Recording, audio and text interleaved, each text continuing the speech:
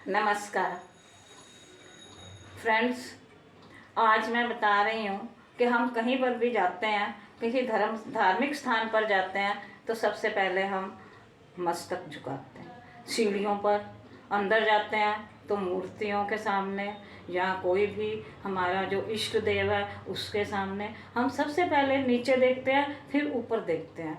और इसके बारे में बताने जा रही हूँ कि अगर हम घर से बाहर निकलते हैं तो हम सबसे पहले बाहर देखते हैं कि हमें सबसे पहले किसके दर्शन हो रहे हैं।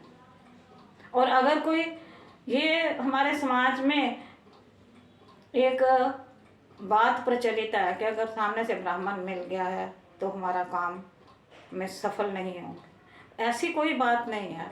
हमने सबसे पहले ये देखना है कि जो हम मस्तक टेकते हैं वो क्यों टेकते हैं। मैं दोनों बातें बताऊंगी।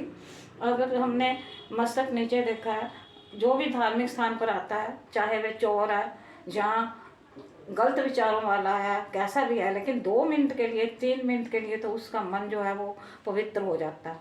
हम उसकी धूल, चरण धूल लेने के लिए, मस्तक पर धारण करने के लिए मस्तक टेकते हैं। दूसरा, हम अंदर जाकर भी मस्तक टेकते हैं ताकि हम उसके दर्शन को अच्छी भली प्रकार से करें। क्यों करें?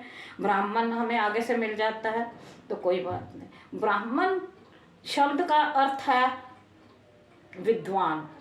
अगर कोई विद्वान है, आध्यात्मिक ज्ञानी है, उसके मस्तक पर तेज है तो उस तेज को हम एकदम सीधा नहीं देखना चाहिए।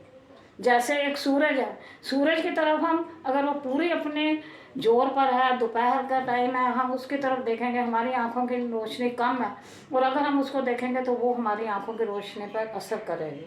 इसी तरह हम अगर अधिक रोशनी को अपने आंखों में डालते हैं और हमारी आंखों का प्रकाश कम है तो वो हमें जलाएगा। इसीलिए अगर कोई तेजस्वी है, आपको सबसे पहले ये जांच लेना है कि चाहे वो किसी भी वंश का है, किसी भी खानदान का है, चाहे वो SC है, BC है, क्षत्रिय है, वैश्य है, ब्राह्मण है, लेकिन अगर कोई संत तेजस्वी है तो उसके माथे को की तरफ एकदम मत देखिए, ताकि उसका तेज आपको भस्म कर सकता है। अब जब भी आपने किसी ब्राह्मण का, किसी मूर्ति का आपने ध्यान देना है तो नीचे से ऊपर की ओर देखो, उसके सबसे पहले चरणों को देखो, चरणों को देखकर ही ऊपर अपना सिर उठाओ और फिर बाद में जाके उसका फेस की तरफ देखो, ताकि डायरेक्ट मत हो। आपको ये ध्यान रखना है कि कोई भी प्रवचन दे रहा है, कोई कथा सुना रहा है, ये जरूरी नहीं है कि वो संत है, वो कुछ भी हो सकता है, चरित्रहीन भी हो सकता है।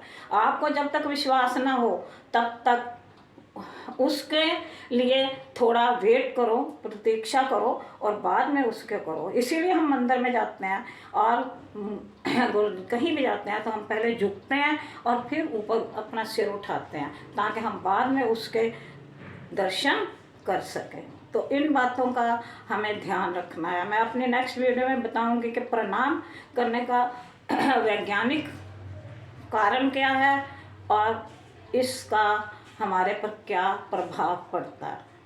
तो अब आगे से जब भी करें तो वर्ण की तरफ मत जाए कि ये ब्राह्मण है, क्षत्रिय है, उसके तेज की तरफ जाए और तेज को एकदम से सीधे मत देखें। इसी में हमारी, हम सबकी भलाई। अपना चैनल बोले ही नहीं, चैनल बोले ही नहीं, चैनल बोले ही नहीं, चैनल वो लिख देगा ना थल्ले, वो बोलना है यार, फिर बोल देंगे। बोलते चलता है।